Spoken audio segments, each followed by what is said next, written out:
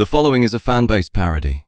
The rights to the Poirot TV show belong to ITV, and the rights to the Poirot novels belong to the Agatha Christie estate. Please support the official release. Welcome back to another episode of True Crime Fiction. What we do here is take crime fiction stories and turn them into a true crime narrative. That way you get to enjoy all the thrill and intrigue of a true crime story, without all of the gory details. Remember to like, subscribe, and hit the bell icon to get more captivating content, and share the video so that more people can join in. With that out of the way, enjoy the show. This is the King of Clubs.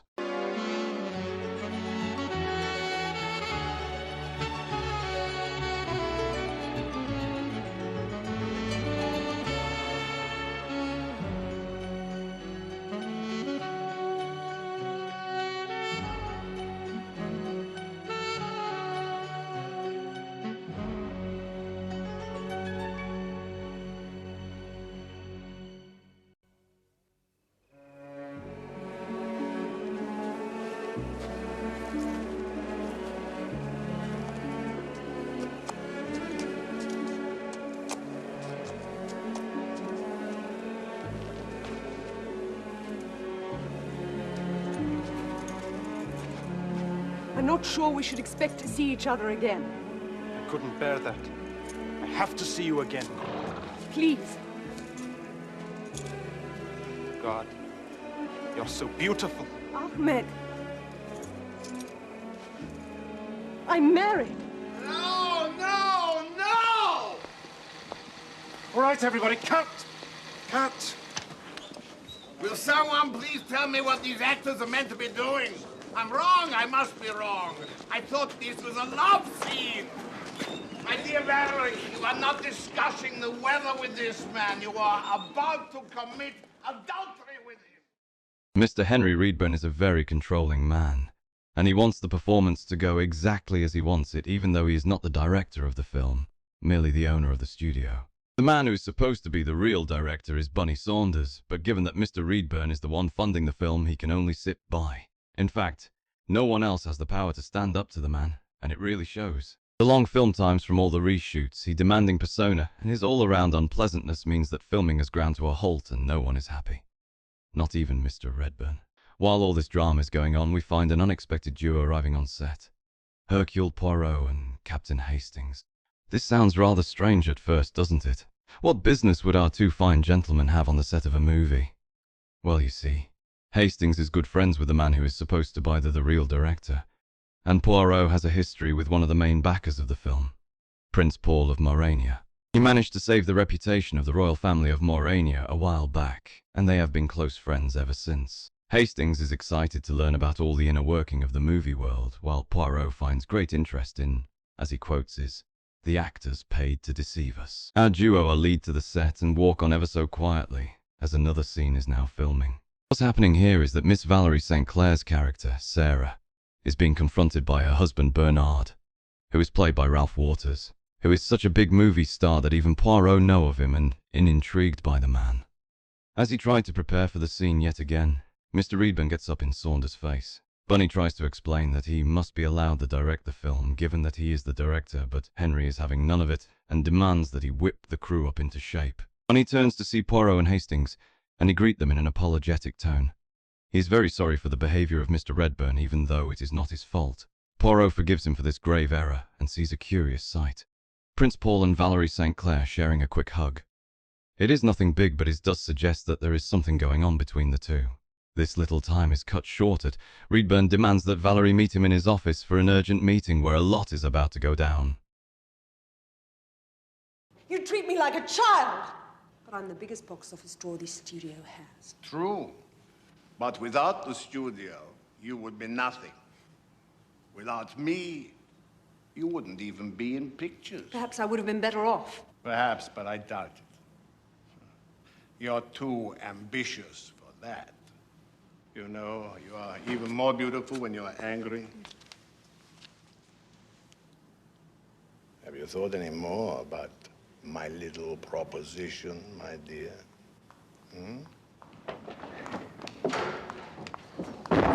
Swine. Mr. Walton, please, this is highly irregular.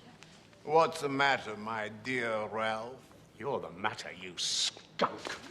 What? I haven't even got the guts to sack me to my face! God. Well, Ralph. You seem to have lost your manners as well as your talent. A shame. You used to be such civilized company. To get level with a snake, you have to crawl on the ground. See that Mr. Walton is escorted off the premises at once.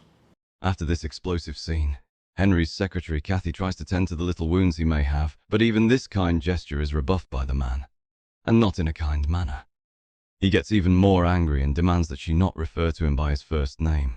It seems he wants to maintain that sense of power and control now that he feels he may be losing it, even though it is all his own fault. Valerie is also dealing with the fallout of the situation, but is a very different way. She goes to her dressing room and gives Paul a great big hug that lasts for an unusually long amount of time, and Paul accepts. He knows what kind of trouble that Valerie is going through and wants to help her in whatever way he can. He even suggests that he could withdraw his money from the film in an effort to gain some sort of leverage, but Valerie shoots this idea down. Henry is the one with all the cards in his hand and has the real power, given that he is the owner of the whole film studio. It would simply make his erratic behavior even worse. She says that as long as Paul is by her side, she can make it through anything. As time goes on, most people leave the set to go home and have a well-earned rest. Among the people staying behind are Henry and Saunders, who are watching another cut of the film, but even this simple task proves too much for Henry. Cut. Super. What is missing, Bunny, is sex appeal. The demure doctor's wife is drawn irresistibly towards this handsome young fellow. She knows she will be unfaithful. It's the way of women. They cannot help themselves. They are putty in the hands of the wild demon that lurks in all of them. While all this is going on, the sky is dark and rain is pouring down. Ralph Waters is drunk, very drunk. So drunk that he is stumbling around and slurring his words. He is not taking his chat with Henry very well. He wants yet another drink, but the barman refuses and he is kicked out. As he is being escorted off the premises, he stumbled around and makes a startling declaration that Henry hasn't seen the last of him and that he will show him yet. What this means, we can only guess. Miss Valerie is making her way to Mr. Reedburn's house on account of some film business, and she spots Saunders making his way out and she hides in a nearby bush even though it causes her some mild pain. It does seem quite odd.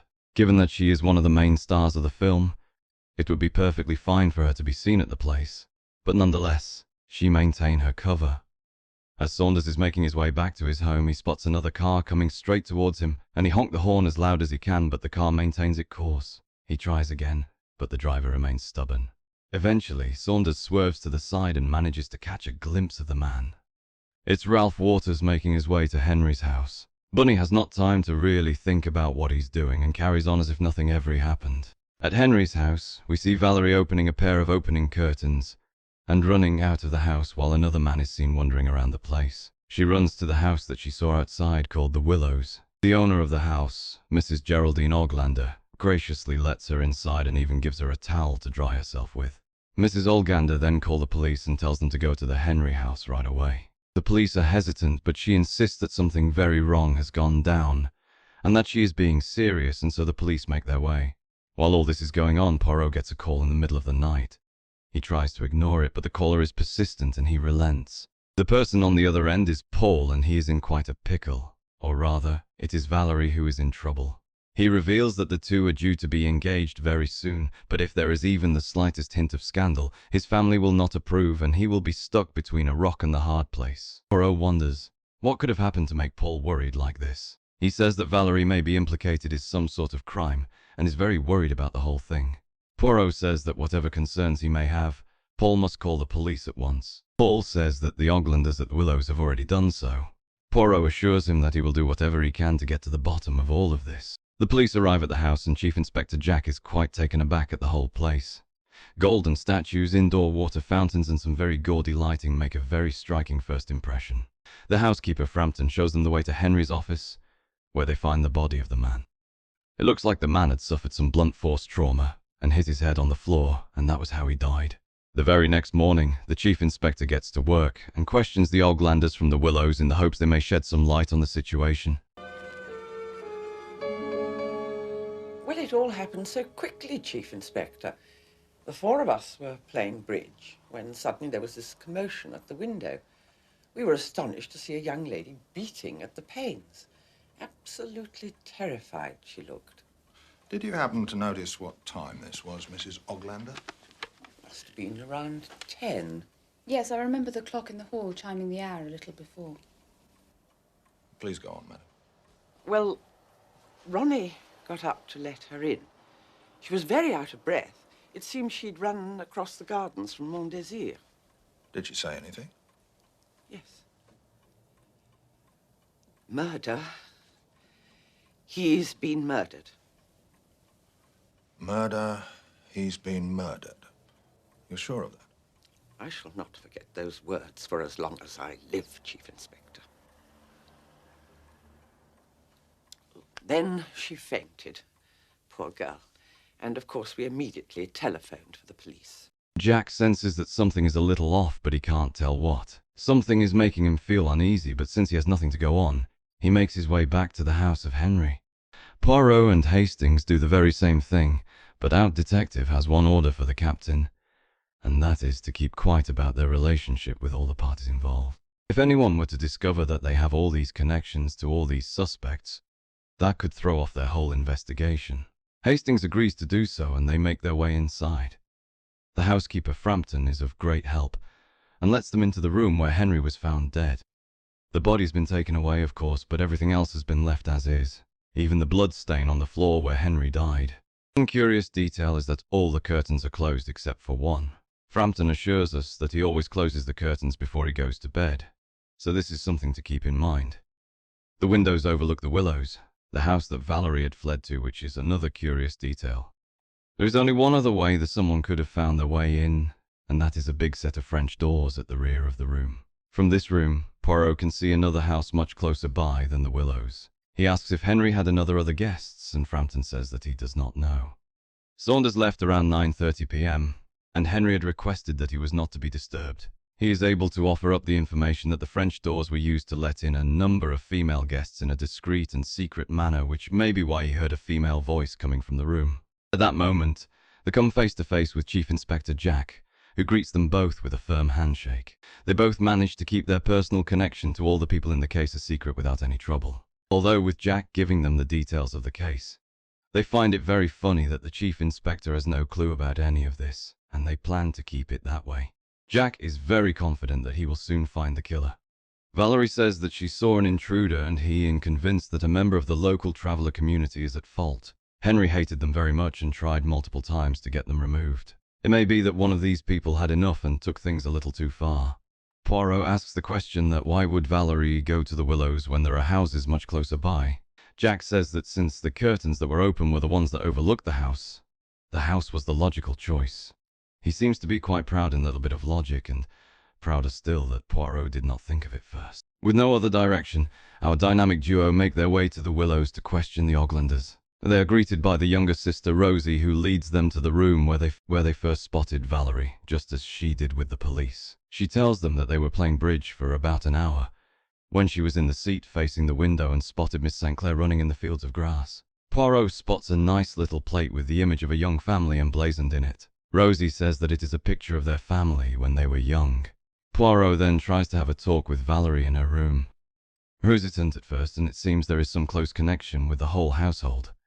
Why else would they let her stay here all this time, and why would Valerie choose to stay here instead of going to her old home? Poirot assures them that he is a friend of hers and Paul. Rosie is still a bit hesitant, but Valerie herself is able to confirm this, and he is let in. The woman is very distraught at this whole situation, and wants nothing than to be done with everything, but try as she might, it won't go away. One big detail that she is able to tell is that Henry was blackmailing her. What exactly, she is not willing to reveal, but she is willing to tell them that Henry said he was in love with her. This put her in a very difficult position. She loved Paul with all her heart, but if she wanted to keep her job in the film industry, she had no other choice. She tried as hard as she could to keep him in check and satisfy the man, but he grew too arrogant and greedy. All the time they spent together was not nearly enough. He forced her to sign a 3-year contract binding her to his studio, but even that was not enough. He invited her to his office that evening. She was deadly afraid of him, but felt she had no other choice, and so she came. At first, the room appeared empty to her. On further inspection, she found the body next to the chair and window. She tells him that all the other curtains were closed. Then she saw a dark figure in the distance and froze up. With the fear of death in her, she climbed out the window and made a run for the willows. She did not want to take even a slightest chance with the man she thought the killer, and it was a man she saw. Specifically, it was the well-worn hobnail boots that gave this man away. Poirot thanks her for her time and he moves on. One of the servants tells him that Mrs. Oglander, the elder woman of the house, will be with her in a few minutes. While waiting, he takes some time to examine the room where everyone was playing bridge. He sits down in the chair looking at the windows and makes a startling discovery.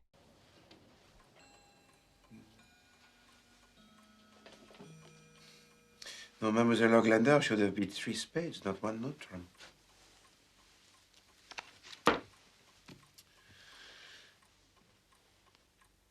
Tiens. 2, 4, 6. 2, 4, 6. 2, 4, 6. There are only 51 cards here. There is 1 card missing.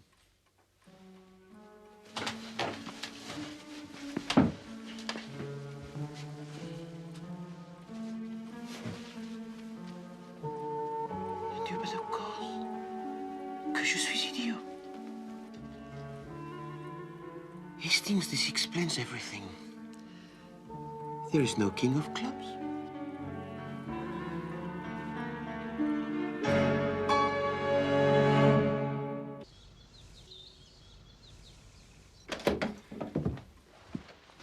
Thank you very much for waiting, gentlemen. Madame? I wonder if I might ask a small favor of you, Mr. Poirot. I am at your service, madame. Well, you see, my husband is not a well man, and I'm terrified that if the newspapers get hold of the fact that Miss Sinclair is staying here, we shall have no peace. Can I therefore rely on your discretion, Mr. Poirot? I have not seen or heard of Mademoiselle Sinclair. You may rest assured, madame. Thank you so much. I'm so grateful.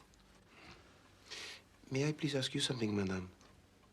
Which of you first noticed Mademoiselle Sinclair at the window? Well, it's difficult to say, really. The commotion distracted us all. But you could see her clearly from your seat? Oh, yes, indeed. I was facing the window. I was probably engrossed in the game. I'm afraid I'm a bit of a dunce when it comes to bridge.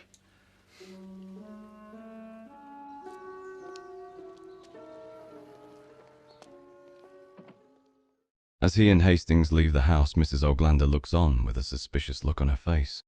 Meanwhile, Chief Inspector Jack had made to the local traveller community and gathered up the shoes of every man in the area. The police are a bit rough with and don't make much care for the comfort of the people they are harassing.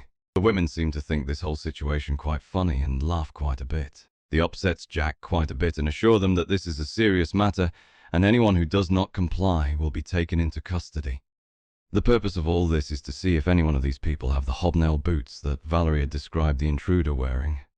The only evidence of the guilt of this community seems to be some simmering tensions between them and Henry, and the only reason for this search is the vague idea of a pair of boots. But the chief inspector is convinced that the killer is among them.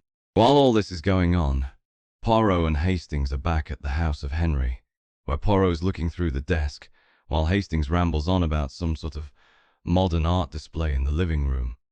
You know, Poirot, there's a bit more to this modern art than you might think.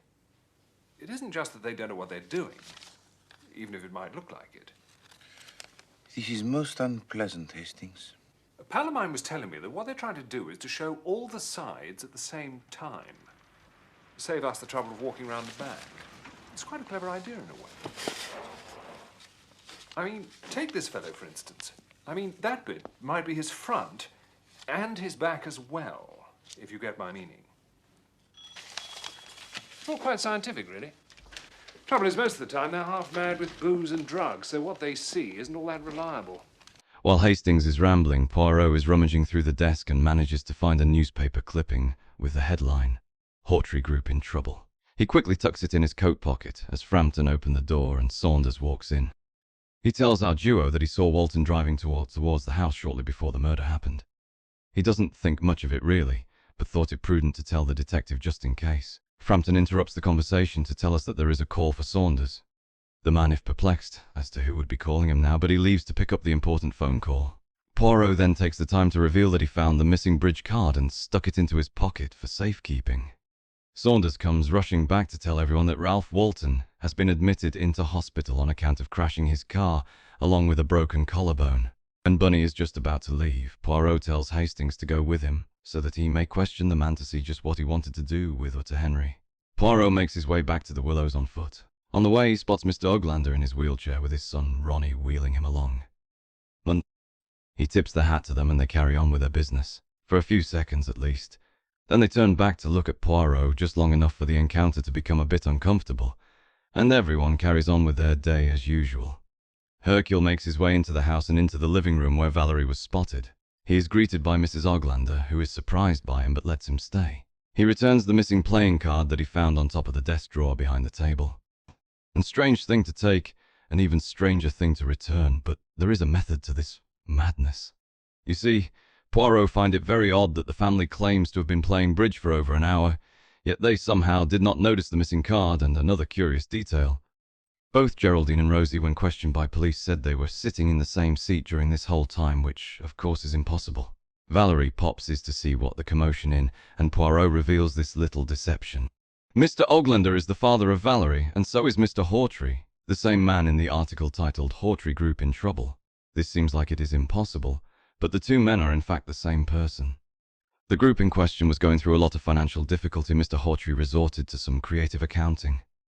He was caught, and to remove the stain of this crime, he changed his whole family name to Oglander, and this is, or rather was, the subject of the blackmail by Henry. If Valerie was connected to the Hawtrey name, she would not be able to marry Paul. She pleads and begs with Poirot not to reveal this information, and he obliges and even gives her the newspaper clipping he took from the desk. In fact, he takes this matter so seriously that when he meeting the chief inspector on the way back, he does not reveal a thing, even though it is a small blow to his ego. But this is not the end of the tale just yet. He goes back to Henry's house yet again to meet Hastings, who reveals that Walton wanted to give his boss a piece of his mind but lost the nerve to do so and chickened out. Poirot announced that he has solved the case, to which Hastings asks who did the murder. Poirot responds that there has been no murder. Now this may be confusing as Henry is absolutely dead. His body was taken to the morgue, and there is a large pool of blood on the floor. There is also a small speck of blood on the chair on the opposite side of the room, and that is where Henry was first hit. The body was then moved to the other side of the room where it was found, and everyone believed it to be. Hastings asks who could have done such a thing, and why is it not murder? Poirot reveals the final detail, that Valerie St. Clair and Ronnie Oglander both turned up to the house the previous night. There was obviously an argument that escalated, and one punch by Ronnie sent Henry tumbling onto the chair and killed him on the spot. It was not a murder, but a very unfortunate accident. He stops short of revealing the truth about Valerie Oglander, and they make their way back to the film set for one final shoot. At least one good thing has come of this, as the filming is going along smoothly and everyone is having a great time on set. What was that Ahmed doing here? He's come to see to the horses. That's his excuse, is it? He spends too much time hanging around here, if you ask me. Oh, Bernard, he doesn't. I'm still your husband, Vivian. Just don't ever forget that.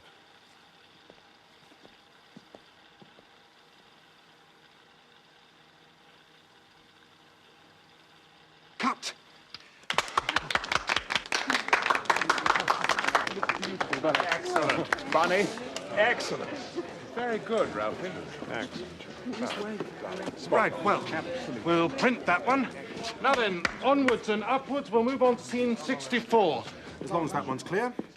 Monsieur Poirot, have the police made an arrest? No, it seems not. And from what I hear, the trail has gone cold. Well, the very idea that Val could have been involved was always preposterous. Open up the doors and get some air in here. But I thought... No, Hastings. Look, it seems to me... My friend, you are barking up the wrong bush. The case of Monsieur Redburn will remain, I fear, one of that great body of unsolved cases.